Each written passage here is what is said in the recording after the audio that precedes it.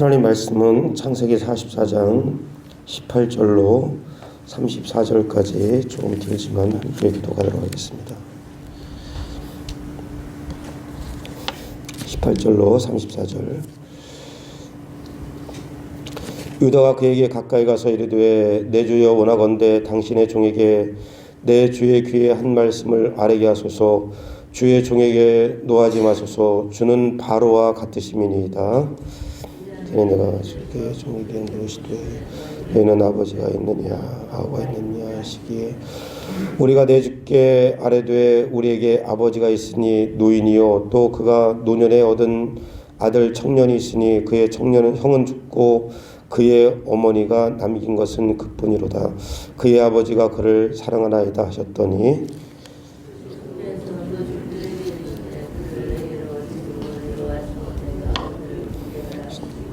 우리가 내 주께 말씀하기를 그 아이는 그의 아버지를 떠나지 못할지니 떠나면 그의 아버지가 죽겠나이다. 주께서 또 주의 종들에게 말씀하시되 너희 막내 아우가 너희와 함께 내려오지 아니하면 너희가 다시 내 얼굴을 보지 못하리라 하시기로 우리가 주의 종 우리 아버지에게로 돌아올라가서 내 주의 말씀을 그에게 아뢰었나이다. 그의 우리 아버지가 다시 가서 곡물을 조금 사오라 하시기로 우리가 이르되 우리가 내려갈 수 없나이다. 우리 막내 아우가 함께 가면 내가 내려가려니와 막내 아우가 우리와 함께 가지 아니하면 그 사람의 얼굴을 볼 수 없음이니이다. 주의 종 우리 아버지가 우리에게 이르되 너희도 알거니와 내 아비가 내게 두 아들을 낳았으므로 하나는 내게서 나갔으므로 내가 말하기를 틀림없이 찢겨 죽었다 하고 내가 지금까지 그를 보지 못하거늘 너희가 이 아이를 내게서 데려가라.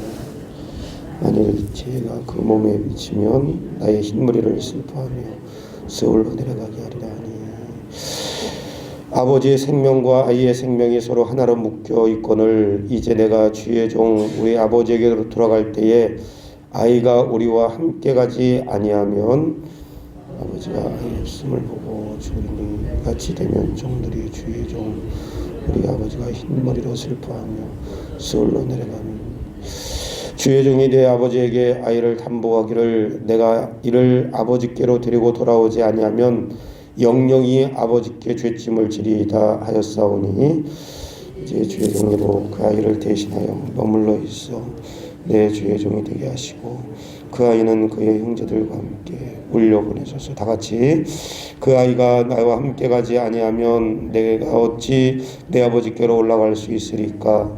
두렵건대 제가 내 아버지께 미침을 보리이다. 아멘. 오늘 우리가 읽은 창세기 44장 18절로 34절에 있는 본문의 말씀을 통해 유다의 중보라고 하는 제목으로 함께 말씀을 나누길 원합니다. 우리가 살펴보았던 것처럼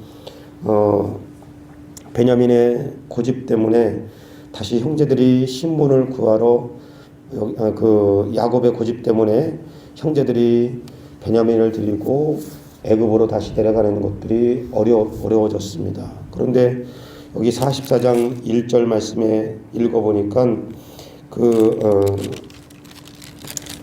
44장 이후에 읽어보면 어떤 일이 벌어지냐면 다시 이 애굽 땅에 43장 1절이네요. 그 땅에 기근이 심하고 그들이 애굽에서 가져온 곡식을 다 먹음에 그 아버지가 그들에게 이르되 다시 가서 우리를 위하여 양식을 조금 사오라. 이제 애굽에서 구해왔던 양식이 떨어지니 여기 아버지 야곱이 다시 형제들을 애굽으로 내려가는데 그 가운데도 여전히 이 베냐민을 내려가는 것은 허락지 않았습니다. 그때 이 아버지 야곱을 설득해서 베냐민과 함께 애굽으로 여기 내려가게 되죠. 그 애굽으로 내려가는 여정 가운데 어떤 일이 벌어졌느냐? 야곱이 설득당해서 베냐민과 함께 형제들이 애굽으로 내려가서 양식은 구해오게 되었지만 여기 요셉이 44장 1절 이하에 보면 요셉이 형제들을 시험해서 그 베냐민의 자루 속에 은잔을 감추어 뒀던 거. 그래서 그 은잔 때문에 결국은 여기 베냐민이 함께 올라가지 못하고 볼모로 잡히는 이런 일들이 벌어지는 것입니다. 이것은 요셉이 형제들을 테스트하고 시험한 거죠. 왜 시험했느냐? 지난 시간 속에 정확하게 얼마라고는 이야기할 수 없지만 요셉이 17세에 형제들에 의해서 팔린 이후에 얼마의 시간이 지났는지는 정확하게 알 수 없지만 오랜 시간 끝에 여기 베냐민이 다시 그 자기 핏줄이 했던 형 요셉을 만나고 그 요셉이 그 형제들이 지난 과거의 시간에 자기에게 대했던 것처럼 또 이 베냐민이 볼모로 잡힐 때 어떠한 태도를 취하는가를 보기 위한 의도로 은잔을 베냐민의 자루 속에 감춘 것도 있겠고 또 하나는 어떤 의도가 있었느냐면 여기 은잔을 감춘 것뿐만 아니라 하나님께서 여기 말씀 가운데 은잔을 통해서 여기 더 큰 의도를 담아내고 있는 것입니다. 한편으로는 이 은잔을 통해서 형제들에 대한 베냐민에 대한 이 형제들의 태도를 이 요셉이 보기 위한 것일 수도 있지만 또 한편으로는 이 말씀 가운데 담겨놓은 것은 어떤 것이냐? 단순히 여기 한 가정 가운데 기근으로 인한 한 가정 가운데 일어난 이 일들을 쭉 기록한 성경의 의도는 한 가정의 그냥 교훈 정도, 우리가 뭐 남을 속여서는 안 된다, 바르게 살아야 된다, 뭐 이 정도의 이야기를 성경에서 우리에게 가르친다면 굳이 뭐 성경이나 불경이나 아니면 유교에서 가르치는 경전들이나 다를 바가 없지요. 그런데 성경에서 우리에게 말하고 싶은 것은 뭐 단순히 우리 삶 속에 정직하게 살아라, 거짓말하지 말고 살아라, 이 정도의 가벼운 이야기를 다루는 것이 아니라 성경에서는 우리에게 하고 싶은 이야기가 있는 것입니다. 그 가운데 하나가 인생이 어떤 거냐, 인간의 존재가 뭐냐. 여기 형들이 대략 몇십 년 전에 혹은 뭐 한 15년 이상 이전에 아버지 야곱을 동생 요셉을 인신매매하고 아버지 야곱을 깜쪽같이 속여서 그 아버지 야곱으로 하여금 오랜 세월 동안 마음의 큰 고통과 여기 큰 짐을 갖고 살아오게 했던 요셉의 형제들이 지금은 요셉의 이 시험으로 인해서 은잔을 베냐민의 자루 속에 감춘 이 사건으로 인해서 자기들이 오랜 세월 동안 아버지를 깜쪽같이 속였는데 지금은 요셉의 시험에 의해서 형제들이 깜쪽같이 그것을 속아 넘어가서 지금은 그들 마음 가운데 이제는 우리가 여기서 꼼짝없이 죽게 되었구나. 이것이 인생의 실존이라는 것을 성경에서는 말하고 있는 것입니다. 당신들이 남들을 속이면 당신도 이렇게 속임을 받는다. 이 정도의 스토리는 꼭 성경만 이야기하지 않습니다. 불경에서도 이야기하고 유교에서도 이야기하고 다른 종교에서도 이런 정도는 다 이야기합니다. 그런데 오늘 성경은 이 사건, 작은 사건 하나지만 이 사건을 통해서 우리에게 말씀하는 것은, 성경에서 계속 말씀하는 것은 인간이 무엇이냐 그리고 하나님이 누구냐를 계속 여기 말씀하고 있는 것입니다. 인생은 이렇게 지혜를 자랑하고 지식을 자랑하지만 이렇게 연약한 존재가 인생이라는 것을 성경에서 우리에게 이 작은 한 사건을 통해서 가르쳐주고 있는 것입니다. 그래서 여기 여러분도 잘 아는 말씀이지만 예레미야서 9장 23절 말씀에 보면 그런 말씀이 있습니다. 여호와께서 이와 같이 말씀하시되 지혜로운 자는 그 지혜를 자랑하지 말라. 용사는 그의 용맹을 자랑하지 말라. 부자는 그의 부함을 자랑하지 말라. 예레미야서 9장 23절 말씀에 지혜로운 자는 지혜를 자랑하지 말고 용사는 그의 용맹을 자랑하지 말고 부자는 그의 부함을 자랑하지 말라. 왜냐하면 오늘 여기 요셉과 형제들 그리고 베냐민 자루 속에 담겨진 은잔을 통해서 가르쳐주는 것은 여기 깜쪽같이 아버지를 속였던 것처럼 본인 자신들도 요셉의 테스트에 깜쪽같이 넘어가는 것처럼 인생이 지혜를 자랑할 거 없고 용사를 자랑할 거 없고 부함을 자랑할 것이 없는 것이 인생은 연약한 존재임을 성경은 끝없이 우리에게 가르쳐주는 것입니다. 인간의 실존이지요. 오늘 이 하루 동안 하나님 인간의 실존이 그렇게 대단하지 않다는 것을 다시 한번 성경의 말씀을 통해서 우리에게 여기 가르침받게 도와주시고, 이 하루 동안 하나님 인생의 연약함을, 그래서 하나님의 도우심이 없이는 한 발자국도 인생의 걸음을 뗄 수 없다는 사실을 다시 한번 믿음으로 고백하는 하루가 될 수 있게 도와주시옵소서. 그런 믿음의 고백이 저와 여러분의 고백이 되기를 주의 이름으로 간절히 축원합니다. 또 하나는 여기 매일 성경이 잘 이야기하는 것 같지만 우리가 자세히 살펴보면 여기 매일 성경은 어떤 의도로 유다를 그렇게 영웅적으로 그려내는지 모르겠지만 성경은 성경의 인물에 대해서 영웅담을 담아내지 않습니다. 그래서 유다처럼 우리가 용감해야 된다든지 아니면 유다처럼 남을 위해서 선을 베풀어야 된다든지 성경에서 이런 의도로 유다를 이야기하지 않습니다. 왜냐하면 유다가 애초부터 요셉을 팔 때도 여기 앞장섰던 사람이 유다였고, 그리고 그 유다가 그런 아버지 야곱에게 큰 무거운 상처를 주고 형제들을 떠났던 거, 그 당시에 족장 시대이기 때문에 형제들을 떠났다는 것은 단순히 여기 저쪽 가서 살았다는 그런 이야기가 아니라 족장 시대이면 그 안에 여기 다스림과 통치를 받아야 되는데 그거 거부했다는 이야기거든요.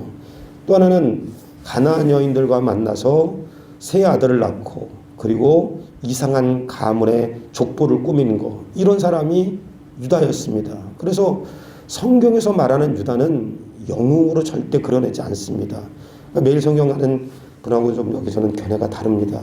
그래서 여기 유다가, 그럼에도 불구하고 유다가 아버지 베냐민을, 그 야곱을 설득하고 베냐민을 함께 애굽으로 데려나가고, 그리고 오늘 이런 와중에 베냐민의 자루 속에 은잔이 있어서 그 이제 은잔 때문에 꼼짝없이 베냐민은 애굽의 볼모로 잡혀 있고, 그리고 형제들이 아버지 야곱에게로 올라가야 되는 그런 상황이 벌어질 때 우리가 함께 나누었던 것처럼 맏형이었던 루벤은 뭐라고 장담했느냐? 아버지, 베냐민을 데리고 내려가서 다시 올라오지 못할 경우에는 내 두 아들을 죽여도 좋습니다.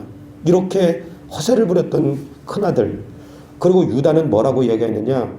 만약에 베냐민을 데리고 내려가서 아버지가 사랑했던 베냐민을 다시 올라오지 못하면, 같이 올라오지 못할 경우에는 내 목숨을 담보로 내놓겠습니다. 그 설득에 야곱이 마음을 열고 베냐민을 내보냈거든요. 그런데 지금 이 상황은 베냐민과 함께 다시 애굽으로 올라가죠.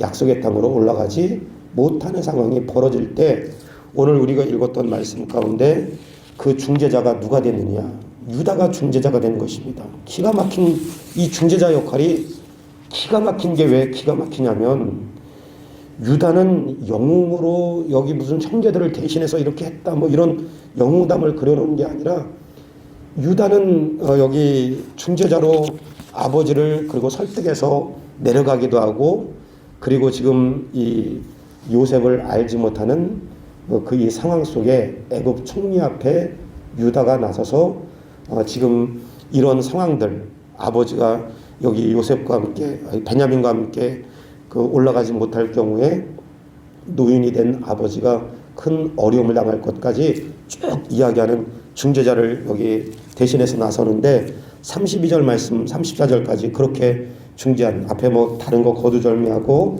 32절 말씀에 그렇게 말씀합니다.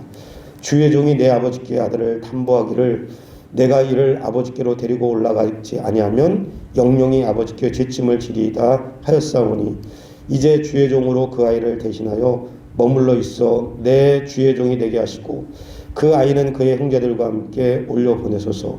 그 아이가 나와 함께 가지 아니하면 내가 어찌 내 아버지께로 올라갈 수 있으리까? 두렵건대 재해가 내 아버지에게 미침을 보리이다.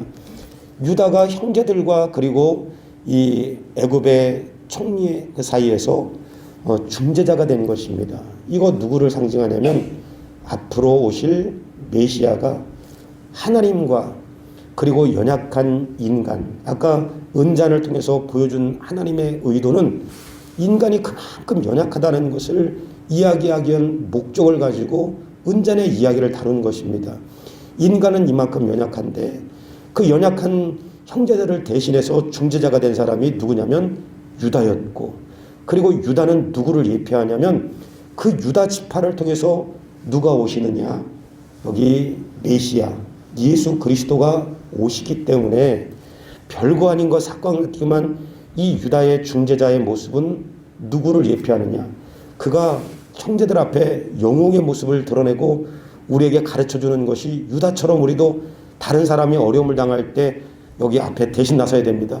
이 정도의 교훈이 아니라 성경에서는 이 유다는 여기 그런 영웅처럼 형제를 대신했겠지만 앞으로 유다 지파를 통해서 메시아가 오실 것이고 그 메시아 대신 예수 그리스도가 하나님과 연약한 인간의 여기 중재자가 되실 것을, 중보자가 되실 것을 성경은 이야기하는 것입니다. 그러니까 인간의 실존에 대해서 성경은 끊임없이 이야기하는 것이고, 그리고 예수 그리스도, 메시아 대신 예수 그리스도가 어떤 분이라는 것을 끊임없이 성경은 우리에게 이야기하시는데, 예수 그리스도는 유다가 총리와 형제들 사이에서 중보자가 된 것처럼, 중재자 역할을 하는 것처럼 오늘도 예수님은 하나님과 연약한 우리 사이에 끝없는 중보자 혹은 끝없는 중재자가 되셔서 하나님 앞에 언제든지 우리가 나갈 수 있는 길을 열어놓으시는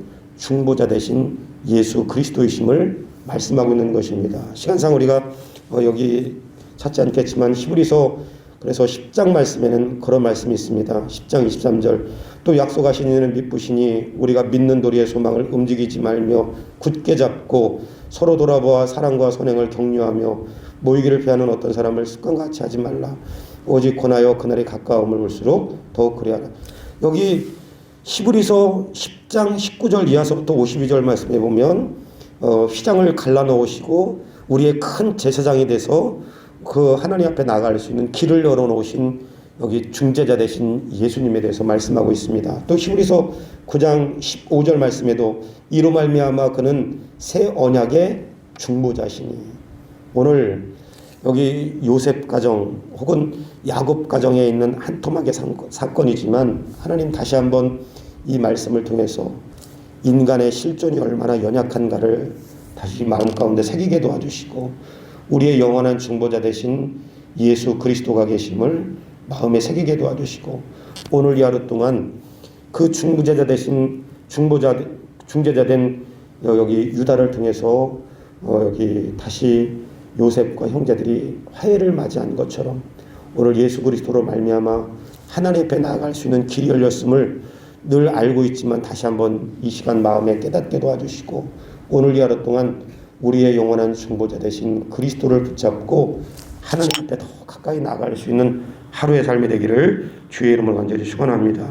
이 시간 말씀을 기억하시면서 주님, 인생이 연약하고 어리석은 존재라는 사실을 깨닫게 하시고 우리의 영원한 중보자가 되시는 예수 그리스도를 힘입어 하나님께 더 가까이 나가는 하루의 삶이 되기를 원합니다. 같이 위해서 기도해 주시고 돌아가서는 세우신 목사님, 우리 강사님들 성령으로 충만하기를, 또 영적인 깊이와 학문적인 깊이가 더해지며 또 맡겨진 부서를 부흥시킬 수 있는 우리 교육자들 다 되어질 수 있게 도와주시고, 또 우리 세우신 장로님, 권사님, 안수집사님들 성령 충만하기를 위해서 어려울 때 성도들을 한 번 더 돌아보고 섬기고 배려할 수 있는 일꾼들이 되어질 수 있도록 우리 새가족들을 위해서도 여러분 집중적으로 여기 기도하실 때 우리 건강하게 세워지는 새가족들 되게 도와주옵소서.